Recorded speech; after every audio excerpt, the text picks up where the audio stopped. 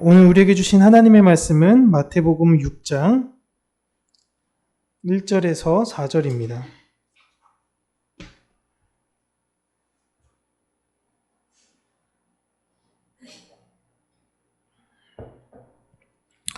마태복음 6장 1절에서 4절 우리 함께 읽겠습니다.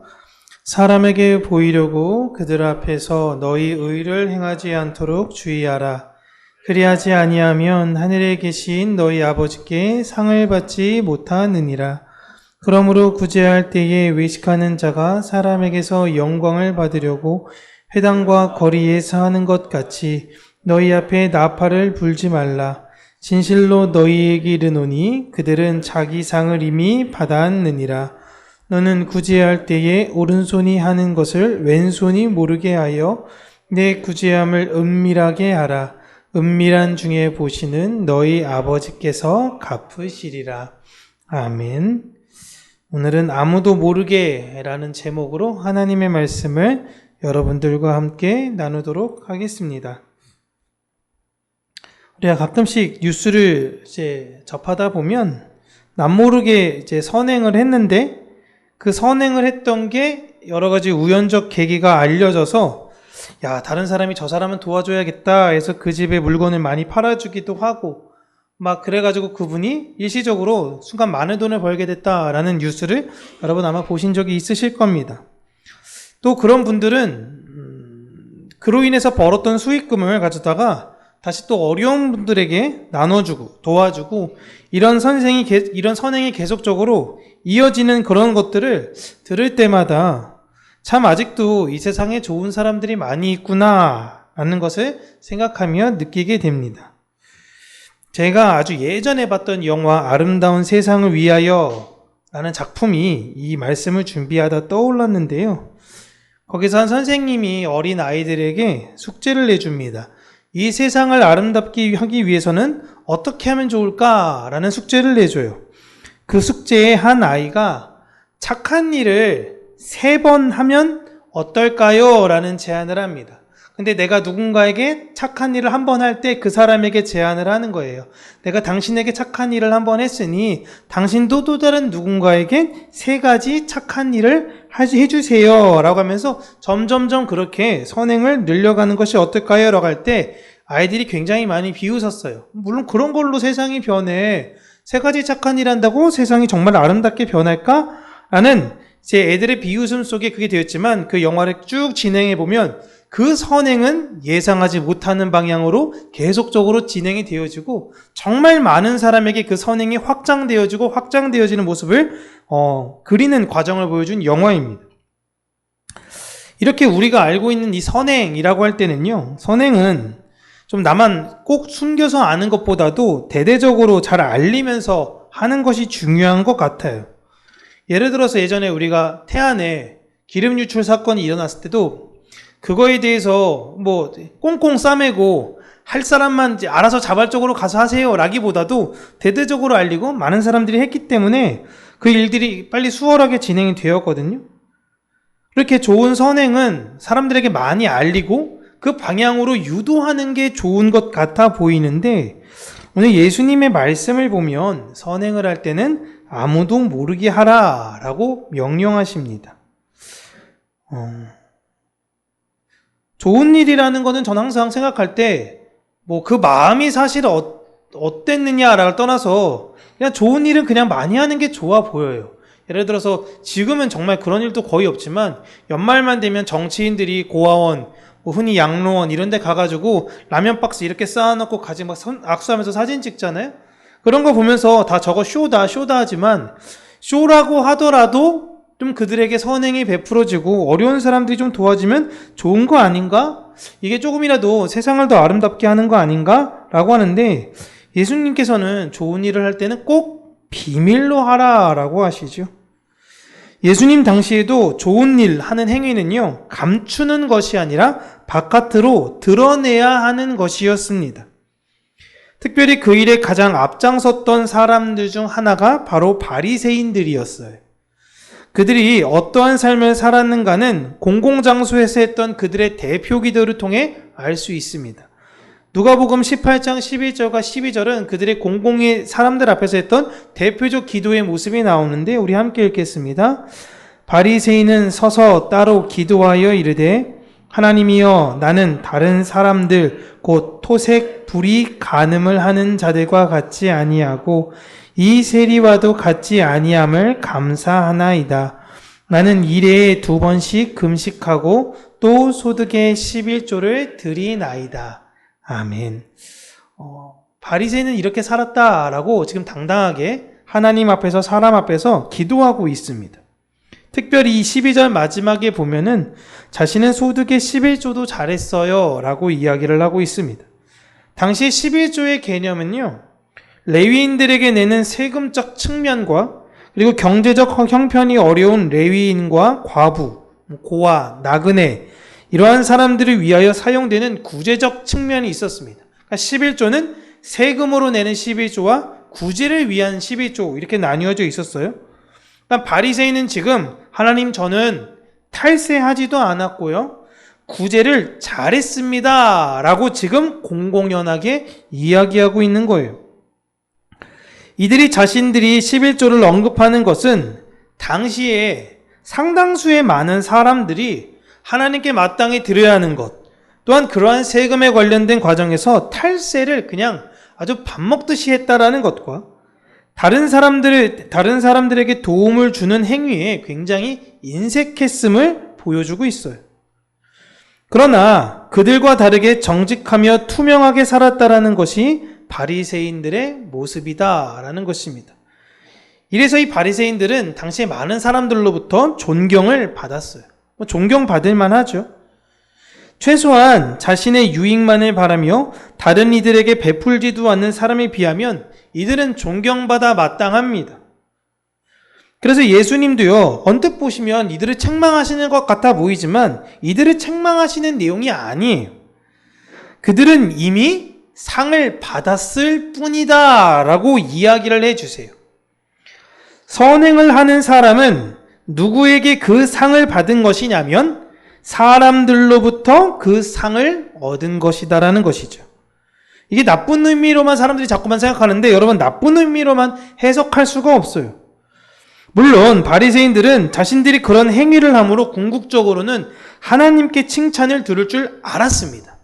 난 이런 행위 했으면 하나님 율법 잘 지켰으니까 하나님이 나를 칭찬해 주시겠지? 라고 생각을 했어요. 그러나 하나님 말고도 내가 이 행위를 하나님께서 명령하셨기 때문에 하는 행위지만 하나님께 칭찬받는 행위, 나중에 칭찬받을 그 행위 말고도 사람들에게도 칭찬을 듣고 싶었던 거예요. 사실 이게 사람의 마음이죠.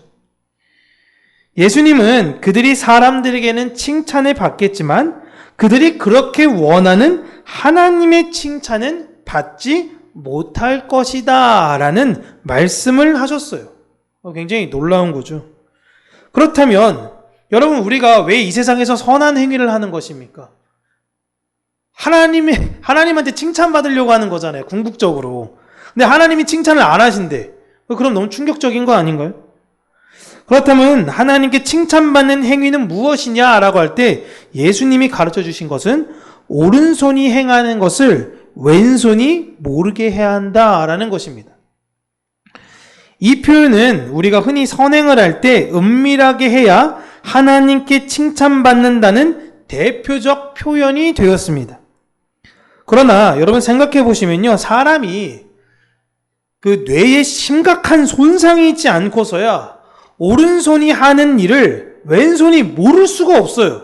어떻게 모릅니까? 여기서 이렇게 물건을 이렇게 꺼내는데 왼손이 이게 모를 수가 없잖아요. 예? 만약 이 손이 하는 일을 다른 손이 모른다라는 것은 심각한 정신적 장애가 있는 거예요. 이거는 마치 이렇게 말도 안 되는 거, 그냥 막 극단적 은밀하게 비밀스럽게 하라는 것, 마치 오른손과 왼손이 붙어있지만 오른손이 하는 걸 왼손이 모를 정도로 해라 라는 의미를 먼저 이해하시기 전에요, 왜 손을 오른손과 왼손으로 구분을 지었는가라는 걸 우리는 이해하셔야 됩니다. 여러분, 오른손이라는 건요, 옳은의 의미는 옳은의 의미에서 파생된 뜻이죠. 그죠? 옳은손이 발음이 편하게 되어 옳은손이 된 거고요. 왼손은 그르다, 외다 에서 나온 틀린 손, 그른 손. 여기서 나온 사람 왼손으로 구문을 지은 거예요. 그래서 여러분 과거에 조선시대까지 가지 않다 하더라도요, 집안의 어르신들이 아이가 왼손으로 글을 쓰거나 왼손으로 밥을 먹거나 왼손으로 어떤 행위를 하면요, 마치 이 손을 잘라버릴 것 같은 그런 통증을 주면서 오른손을 사용하게 하셨어요. 결국 나중에 이들은 대부분 양손잡이가 많이 되기는 했지만 오른손에 집착하셨어요. 저도 이렇게 자꾸 왼손을 자꾸 만드는데 오른손을 자꾸 들어야 되는 거예요. 그래서 계약을 하고 계약서에 사인할 때도 오른손으로 사인해야 되고요. 악수도 오른손으로 악수를 해야 되는 거예요. 모든 긍정적이며 중요한 일들은 다 옳은손으로만 했어야 하는 것입니다. 그래서 옳은손이 된 거예요. 왼손은 어떨 때 쓰냐면 더러운 걸 만질 때. 내가 여긴 더러운 걸 주워야 돼요. 그러면 이 손은 어느 손으로 주워야 돼요? 왼손으로 주워야 되는 거예요. 부정적인 것, 어쩔 수 없는 경우 사람들은 왼손을 사용했습니다. 여러분, 인도 사람들이 밥을 어느 손으로 먹을까요? 그렇죠? 오른손으로 먹습니다. 그분들은 휴지를 쓰는 분들도 요즘 있다고는 하지만 일반적으로는 손으로 해결하시죠. 어느 손으로 해결할까요? 왼손이요. 그래서 절대 헷갈리면 안 되는 거예요. 급하다고 여기로 닦고 이걸로 먹고 절대 안 되는 거예요. 항상 이 손으로 먹고 항상 이 손으로 닦는 것입니다. 왼손으로 진짜 글을 쓰거나 악수나 식사를 하는 모든 행위를 다 금했어요. 근데 지금은 사실 왼손잡이에 대한 차별이 심하지 않죠. 오히려 좋아하는 분들도 계십니다. 왼손잡이들은 똑똑하다고 하니까 더 선호하시는 분들도 많죠. 그러니까 오른손, 왼손의 의미는 그냥 서로 다른 손을 의미하는 것이 아니라 당신이 만약 하나님께 칭찬받는 옳은 행위를 하고 싶다면, 오른손이 하는 그 행위, 옳은 행위를 하고 싶다면 내 안에 잘못된 행위를 하는 그 왼손, 그런 마음에 침해받지 않도록 하라는 것입니다. 다시 정리해서, 내가 이런 행위를 할 거야. 누군가를 도울 거야. 그런데 그 행위를 하고 나서 내 자랑을 하고 싶은 마음에 다른 사람에게 자랑하고 싶은 것, 그걸로 칭찬받고 끝내면 되는데 그걸로 인해 하나님께 또한 칭찬받을 생각을 하지 말라는 거예요. 그러니까 내가 이 선한 행위를 하는 것이 하나님의 영광을 위해서 하는 것이라면, 옳은 행위라면 그런 행위로 옳은 행위를 오염시키지 말아라. 옳은 손이 하는 걸 왼손이 방해하게 하지 말라는 의미예요. 이것이 오른손이 하는 것을 왼손이 모르게 하라라는 의미입니다. 내가 하는 행위의 사실을 아무도 몰라도 되는 거예요. 어차피 내가 하는 모든 일은 다 하나님께서 아시기 때문이에요. 이걸 믿는 거죠. 그러니까 자랑할 게 없는 거예요. 그러니까 내가 어떤 착한 행실을 하고서는 그래, 이 행실을 하나님께서 기억하시면 되는 거야 라고 하면서 넘어가는 거예요. 그런데 이 일이 뜻하지 않게 사람들에게 알려졌어요. 나는 정말 비밀로 하고 싶었는데 이게 갑자기 딱 알려졌어요. 그래서 사람들에게 칭찬을 받게 되면 오늘 예수님의 말씀에 따라 나는 사람들한테 칭찬받았으니까 내 상은 사라지는 건가요? 아니에요. 하나님은 그 마음을 기뻐하시는 거예요. 만약에 자기가 그렇게 해서 이게 우연하게 알려지게 됐어요. 그럼 사람들이 와서 칭찬하겠죠. 어쩜 그렇게 착해. 어쩜 그런 마음을 갖고 살아. 라고 할 때 몸둘 바를 모르는 거예요. 아니, 이건 제가 하려고 하는 게 아니에요 하며 자신에게 모든 올 그 영광을 그대로 하나님한테 다 토스하는 겁니다. 하나님 영광 다 받으세요 라는 거예요. 그런데 만약 참지 못하고 내가 어떤 행위를 했는데 이쯤 했으면 그 미담이 좀 알아서 퍼져야 되는데 안 퍼져. 그러니까 견디지 못하고 누군가에게 말을 해서 자랑하고 싶거든 그냥 자랑하세요. 그리고 사람들한테 칭찬받고 끝나면 되는 거예요. 누군가 만약에 그런 행위로 인해서 여러분들 앞에 자랑을 하면요, 또한 여러분의 한 행위는 그냥 칭찬해 주시면 되는 것입니다. 그리고 내가 칭찬하고 싶은 것이 있는데 못 견디겠어. 에? 그럼 그냥 하나님에 대한 상에 대해서 기대함 없이 자랑하시면 되는 거예요. 내가 했던 옳은 일을 자랑하지 않으려면 내가 했던 그 일이 자랑스럽다고 생각이 들지 않아야 돼요. 물론 자랑스러운 일이에요. 잘한 일이고. 하지만 이게 나를 돋보이게 하기 위한 자랑스러운 일은 아니다라는 거예요. 그러니까 내가 했던 그 일, 다른 사람을 돕고 다른 사람의 어려움에 대해서 들어주고, 이건 하나님의 자녀로 지극히 상식적이고 당연한 것, 이 생각이 있어야 내가 하는 옳은 일을 할 때도 자랑하지 않게 되는 것입니다. 누가 나에게 도움을 청해요. 그럼 그냥 도와주는 거예요. 누가 나에게 어렵대요. 상식적으로. 근데 이 사람 딱 봤을 때 좀 그럴 수 있잖아요. 막 맨날 밥 안 먹고 술만 먹고 막 그러는데 힘들다. 오늘 한 번만 도와줘. 그럼 내 도와주면 또 술 먹을 걸 뻔히 보이는데 그럼 못 도와주는 거죠. 오히려 안 도와주는 게 살아가는 거잖아요. 근데 그런 게 아니라 정말 도움이 필요해. 그럼 그 사람에게 그냥 도와주는 거죠. 내가 누구를 얼마를 후원을 하고 뭘 하고 그렇게 알리는 것이 아니라, 아 진짜 힘들겠구나, 알았어, 그렇게 도와주는 거예요. 그게 끝입니다. 이게 옳은 행위를 하는 거예요. 그것은 생색의 영역이 아니에요. 내가 얼마나 그 사람을 도와줬다 이렇게 계수하고 나중에 내가 그래도 이만큼 도와줬으면 좀 요만큼은 돌아와야 되는 거 아니야? 라는 기브 앤 테이크가 이 세상의 방식이잖아요. 나는 이렇게 했는데 상대방은 나에게 그렇게 하지 않네? 아 진짜 너무하네? 이런 마음이 드는 순간 그 사람을 도와줬을 때 그 사람은 이미 다른 사람들로부터 상을 얻게 된 것이다 라는 거예요. 그것을 내가 이 행위를 했으니까 하나님이 나에게 상 주실 거야. 흔히 말해서 우리가 무슨 얘기를 많이 하나요? 누굴 도와줘요. 그럼 그 사람이 은혜를 받을 때 무슨 얘기를 하죠? 아유, 복 받으실 거예요. 이런 얘기 하는 거예요. 그 복을 누가 주는 거예요? 복이 막 어디 갔다가 부산쯤 찍었다가 돌아오는 게 아니잖아요. 복을 누가 주는 거예요? 하나님이 주시는 건데, 우리나라도 예전부터 누군지 모르겠지만 누군가 어쨌든 알아서 복 주실 거예요. 상제님이 주시건 누가 주시건 알아서 주실 거예요 라고 이렇게 생각하잖아요. 바리새인도 그렇게 생각했던 거예요. 아유, 복 받으실 거예요, 복 받으실 거예요.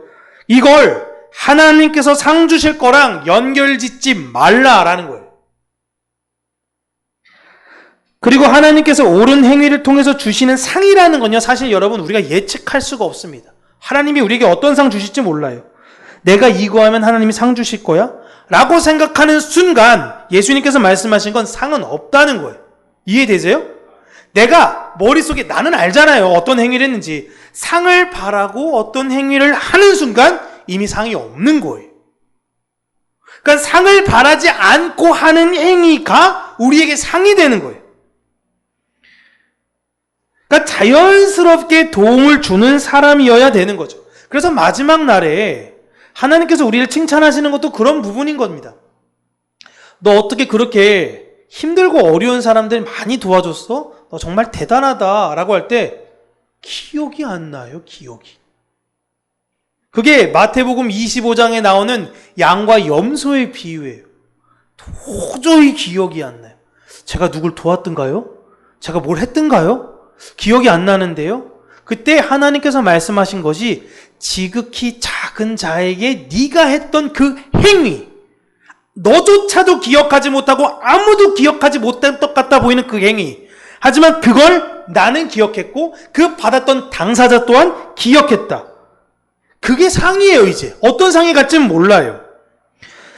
하나님의 백성들은 늘 내 모습 그대로 하나님의 영광을 위해 자연스럽게 살아야 되는 것이고, 그 모습 속에 하나님의 영광을 드러내며 살아야 하는 존재인 거예요. 결국 마지막 날에 하나님께서요, 여러분 상 받을 사람들을 호명하십니다. 물론 이 사람들이 다 구원받은 사람들이죠. 하나님께서 제가 말씀드렸죠? 눈 감고 뜨면 그냥 우리가 다 같이 하나님의 심판대 앞에 모든 사람들이 다 서서 하나님이 영원 가운데 사람들을 호명하실 거예요. 이제 그 사람들이 자꾸 나오는 거예요. 근데 그들에게 이제 상을 하나씩 줍니다. 면류관도 씌워주겠고, 약간 로마식 풍습대로 이야기하면 어떨지는 몰라요. 그냥 그건 예예요. 어떤 식이 될지 모르겠지만 참 영광스럽게 하나님은 우리에게 많은 사람들 앞에서 우레와 같은 박수를 받으며 우리는 상을 받게 될 거예요.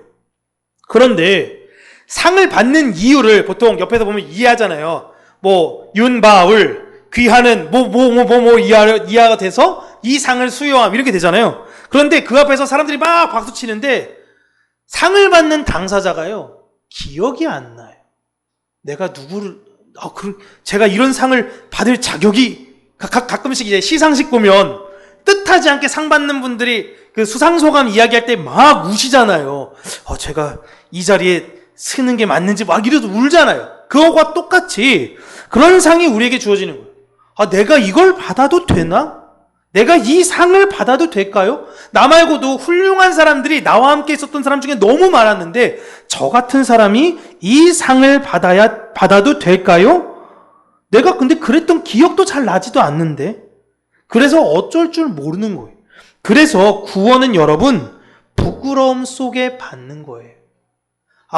내가 구원받은 사람이지 라고 잘난 척하면서 새 예루살렘 성 문 딱 열고 들어가고 그게 아니라 내가 이 천국에 들어갈 자격이 되는가요? 제가 그런 사람이 되나요? 괜찮아, 너 돼. 들어가자. 라고 하는 거예요. 반면에 어떤 사람들이 못 들어가요? 왜, 잠깐만. 나 왜 못 들어가? 이거 주최 측의 농간이야? 이거 뭐 잘못됐어. 내가 선행을 얼마나 많이 했는데 왜 나를 모른다 그래? 라고 할 때 하나님은 너 상 그때 다 받았잖아. 너는 그 상이 없어. 라는 거예요. 우리는 이렇게 하나님의 은혜와 사랑 안에서 그 믿음을 향해 달려가는 사람들입니다. 여러분, 우리가 이 세상 살면서 많은 사람들을 도와주시는 여러분이 되시기를 바라요. 물론 지금도 많이 도와주시죠. 설령 아직 성숙하지 못해서요, 도와주고 자랑하고 싶은 분들이 계시다면요, 그냥 그 마음 그대로 인정하고 그냥 자랑하는 거예요. 어쨌든 좋은 일 하는 건 너무 좋아요, 여러분. 나쁜 일 하는 게 아니잖아요. 선한 일 하시고 다른 사람 도와주시고 누군가가 왜 도와주냐고 할 때 이렇게 설명도 하시고 때론 내 안에 내 높임을 받고 싶은 마음이 있다면 그런 마음이 안 들면 좋긴 하겠지만 그냥 자랑하세요. 하지만 거기서 우리의 신앙이 머무는 것이 아니라 계속 성장으로 자라나가기를 바랍니다. 다른 이들을 돕는 건 특별한 일이 아니라 지극히 당연한 일. 내 안에 계신 예수 그리스도로 말미암아 성령의 열매를 맺는 건 사과나무가 사과를 맺는다고. 봤어? 나 사과 맺을 줄 알아. 봤어? 야, 내가 이렇게 사과를 맺어. 이걸 자랑하지 않듯이 열매를 자연스럽게 시절을 쫓아 맺듯이 여러분 안에 그 성령의 열매를 자연스럽게 맺어서요. 지금은 자랑하는 심령일지 모르겠지만 점점점 그리스도의 그 믿음의 분량에까지 자라나 그리스도의 성품으로 말미암아 우리 주변, 이 지역, 이 나라 가운데 하나님의 은혜와 사랑을 잘 증거하여 마지막 날 우리가 진짜 하나님 앞에서 함께 호명될 때 함께 기뻐하고 함께 즐거워하는 우리 평강교회 모든 성도님들이 되시길 주님의 이름으로 축복합니다. 기도하겠습니다. 살아계신 하나님 아버지, 하나님의 그 사랑과 은혜를 우리가 이 세상 가운데 가감없이 전하며 하늘에 놀라우신 그 은혜와 사랑으로 내가 살아가며 그 사랑과 은혜가 내 삶을 통해 온전히 잘 드러내지기를 간절히 간구하고 소원합니다. 특별히 하나님, 우리가 한 주간 고난주간으로 주님에 대한 묵상을 하며 하나님의 은혜와 사랑, 우리를 향한 그 은혜를 다시금 돌아보고 우리가 놓치고 있는 것이 무엇이 있는 것인가, 혹은 이 세상을 너무 내 중심적으로 살고 있는 것은 아닌가, 내 영광과 내 유익을 위해서만 살아가고 있는 것이 아닌가 다시금 생각하며 다시금 또한 그 험한 십자가를 붙들고 초심으로 돌아가며 가장 첫사랑을 회복하는 하나님의 백성들이 될 수 있도록 우리 평강교회 모든 성도님들 은혜 안에 그의 마음 주장하여 주시기를 간절히 간구하고 소원합니다. 하나님의 은혜와 사랑 안에서 우리 안에 선한 일, 그 옳은 일을 역사하실 하나님의 은혜와 영광을 침해하지 아니하도록 우리의 모든 그릇된 행위들을 절제하게 하여 주시고 제한된 상황 속에 하나님께 온전히 은혜와 사랑 안에 믿음으로 달려가는 우리 평강교회 모든 성도님들이 될 수 있도록 하나님께서 은혜 허락하여 주시옵소서. 예수님 이름으로 기도합니다. 아멘.